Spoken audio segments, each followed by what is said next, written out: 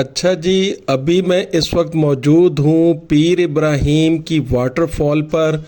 और ये वाटरफॉल जो है यकीनन पीर इब्राहिम ही के इलाके में मौजूद है, इसीलिए इसे पीर इब्राहिम वाटरफॉल कहा जाता है।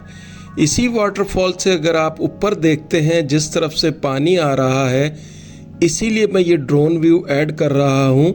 यहाँ से ऊपर देखें, जो भी आबादी आपको नज़र आएगी वो सारी की सारी पीर इब्राहिम ही की है और बड़ा ही खूबसूरत मंज़र है। आप यकीन कर लीजिए इस वाटरफॉल का मैं आपको क्या बयान करूं।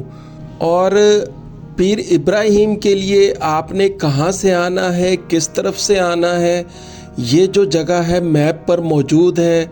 आप इजीली आ सकते हैं, रास्ता एक ही है।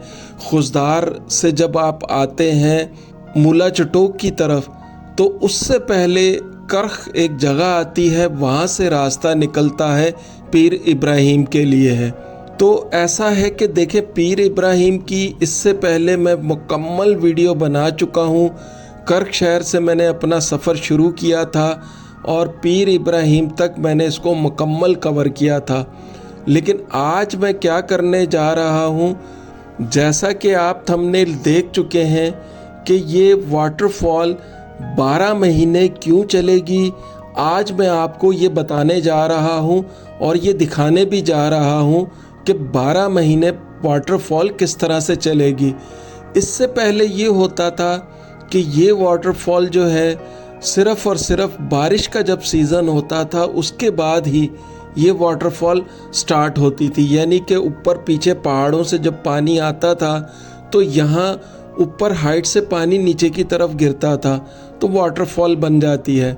लेकिन आज मैं आपको ये दिखाता हूँ कि ये 12 महीने किस तरह से चलेगी वाटरफॉल। और उसका भी खैर हमारा ज़्यादा सफ़र नहीं है, वाटरफॉल से तकरीबन बामुश्किल 4 से 5 किलोमीटर का ही सफ़र होगा। देखें, यही जो वाटरफॉल है, एक जो इसी के साथ एक पहाड़ है। जब इसी पहाड़ के ऊपर से होकर के आते हैं तो आपको सामने ये पीर इब्राहिम की जो आबादी है उसका बड़ा ही एक खूबसूरत व्यू यहाँ से मिलता है। आप बिलीव कीजिए, पूरा पीर इब्राहिम जो है आपको इस पहाड़ के ऊपर से बिल्कुल आप क्लियरली इसको देख सकते हैं। और बड़ी ही ज़बरदस्त जगह है, एक वादी टाइप है, यानी कि दो तरफ पहाड़ हैं, यानी कि सीधे हाथ और फिर सामने जो आप पहाड़ देख रहे हैं, इनके दरमियान में ये आबादी मौजूद है। और जो सबसे अच्छी बात है कि स्ट्रेट लैंड है, यहाँ पर माशाल्लाह से ज़रई ज़मीन भी है। और अब जो है जैसा कि आपको देखे मैं बता चुका हूँ कि पानी जो है अब 12 महीने चलेगा। आज मैं आपको वही दिखाने जा रहा हूँ कि 12 महीने पानी किस तरह से चलेगा और ये पानी कहाँ से आ रहा है। जो कि जो टूरिस्ट हैं उनके लिए तो खुश आइन है ही है, लेकिन यकीन कीजिए जो यहाँ की आबादी है उनके लिए भी ये किसी नेमत से कम नहीं कि 12 महीने उनको पानी अब नॉन स्टॉप मिलेगा।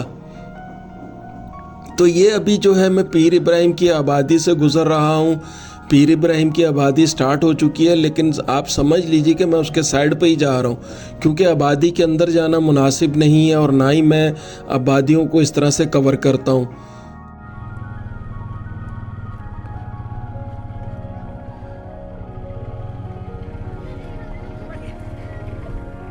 डैम किधर है लला? डैम सही के सामने।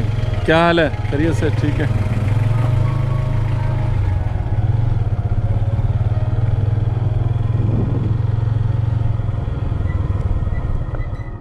अच्छा देखिए, हमेशा मैं आपसे कहता हूँ कि कोई भी रास्ता जो है आज के दौर में मुश्किल और नामुमकिन नहीं रहा, बहुत ही आसान है कहीं पर भी पहुँचना। आपके पास मैप है या नहीं है, आप जो सबसे बड़ा आपके लिए मैप है वो यहाँ के मुकामी लोग हैं। आप हर जगह पर पहुंचकर मुकामी लोगों से ज़रूर पूछा करें। और मैं अपनी हर वीडियो में यही बात आपको बारहा बता चुका हूँ कि मुकामी लोगों से रहनुमाई ले लिया करें। तो ये जो एक पैसेज है, वैसे तो सारा रास्ता ही बड़ा ज़बरदस्त है माशाल्लाह से, कर्क से लेके पीर इब्राहिम की वाटरफॉल तक। लेकिन उसके बाद जो एक ये वाला पैसेज है, ये कोई बामुश्किल आधा किलोमीटर या 1 किलोमीटर होगा। ये थोड़ा सा रास्ता ज़रा मुश्किल है, बकिया इसके अलावा कोई इशू नहीं है। लेकिन खैर थोड़ा सा अगर आपकी ट्रैवलिंग के अंदर थोड़ा सा थ्रिल ना हो और थोड़े से रास्ते इस किस्म के ना हो ऊपर नीचे, और उन रास्तों में आपको पानी ना मिले, पत्थर ना मिले, और ऐसे रास्ते के जहाँ पर आपको गुज़रने में दुश्वारी हो, तो मेरा ख़्याल है कि फिर आपका सफ़र भी नहीं होता।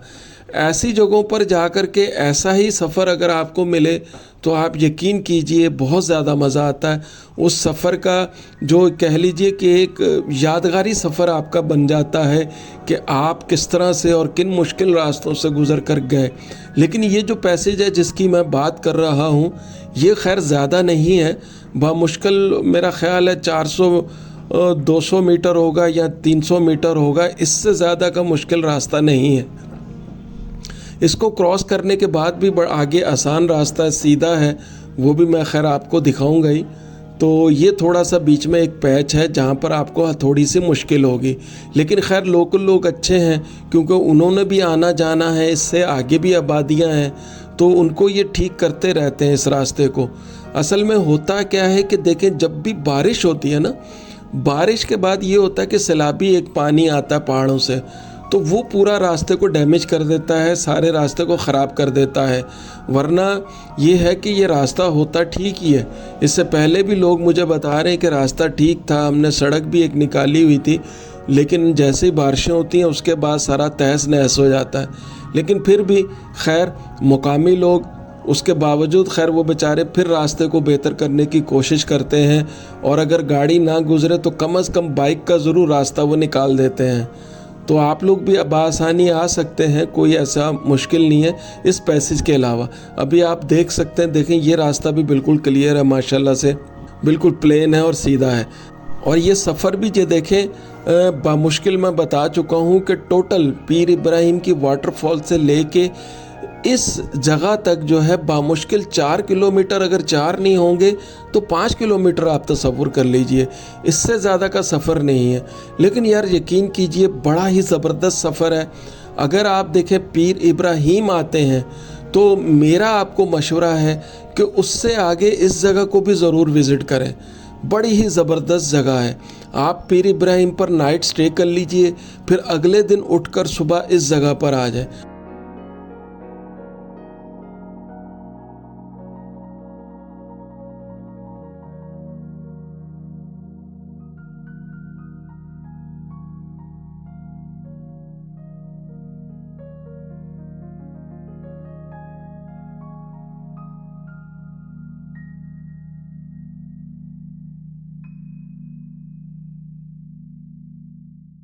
तो अल्हम्दुलिल्लाह मैं अपने आज के पॉइंट यानी कि पीर इब्राहिम डैम पर खैर खैरियत से अल्हम्दुलिल्लाह पहुंच चुका हूं।